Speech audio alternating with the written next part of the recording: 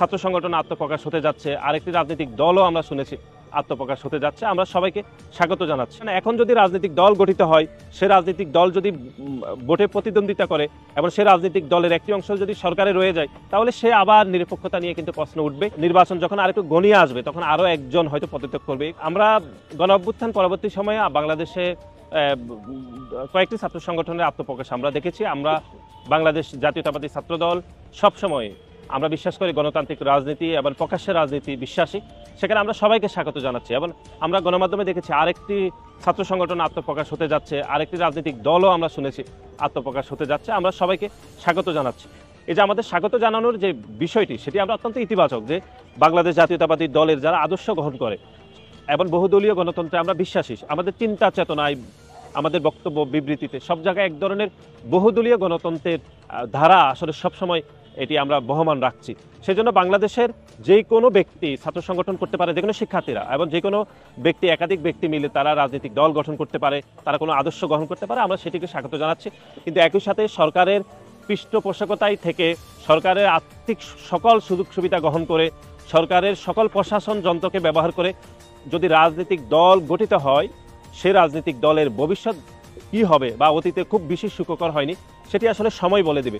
কিন্তু আমরা সবাইকে স্বাগত জানাচ্ছি। কিন্তু আপনি দেখেছেন একটি রাজনৈতিক দল ইতিমধ্যে গঠিত হয়েছে, যারা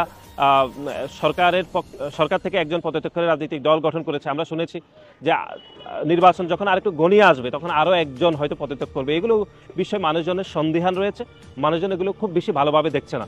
কারণ 2024 সালের যে গণ-অভ্যুত্থান অনুষ্ঠিত হয়েছিল, সেই গণ-অভ্যুত্থানের যে প্রেক্ষাপট ছিল, সেই প্রেক্ষাপট ছিল 2014, 2018 এবং 2024 সালে মানুষ নিরপেক্ষভাবে ভোট দিতে পারেনি।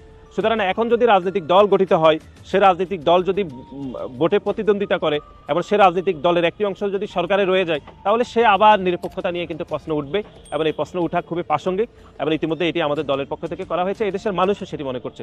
সুতরাং সকল বিষয়ে আমরা অন্তর্বর্তীকালীন সরকার, নতুন যে রাজনৈতিক দল গঠিত হয়েছে, আরও যারা নতুন রাজনৈতিক দল গঠন করবে, সবাইকে সামগ্রিক বিষয়টি অত্যন্ত মনোযোগ দেওয়ার জন্য আমরা পরামর্শ দিচ্ছি। এই ঈদে জামা জুতো অ্যাকসেসরিজের ডিসকাউন্ট। না, আমরা তো এটি আমরা স্বাগত জানাচ্ছি। যে কোনো রাজনীতি ছাত্র সংগঠন যদি গঠিত হয়, ইতিমধ্যে কয়েকটি ছাত্র সংগঠন গঠিত হয়েছে, আরও কয়েকটি হবে আমরা শুনেছি। আমরা সবাইকে স্বাগত জানাচ্ছি।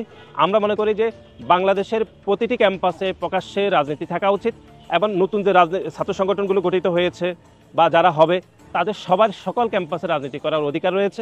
আমরা তাদেরকে স্বাগত জানাচ্ছি। কিন্তু কোনোভাবে বাংলাদেশ জাতীয়তাবাদী ছাত্র দলের রাজনীতিকে দোষারোপ করে যদি আপনি বাধাগ্রস্ত করেন, তাহলে সেটি কোনোভাবে কাম্য নয়। কিন্তু বাংলাদেশের প্রতিটি ছাত্র সংগঠন যেন রাজনীতি করতে পারে, সেজন্য আমরা সবাইকে স্বাগত জানাচ্ছি এবং শুভেচ্ছা জানাচ্ছি।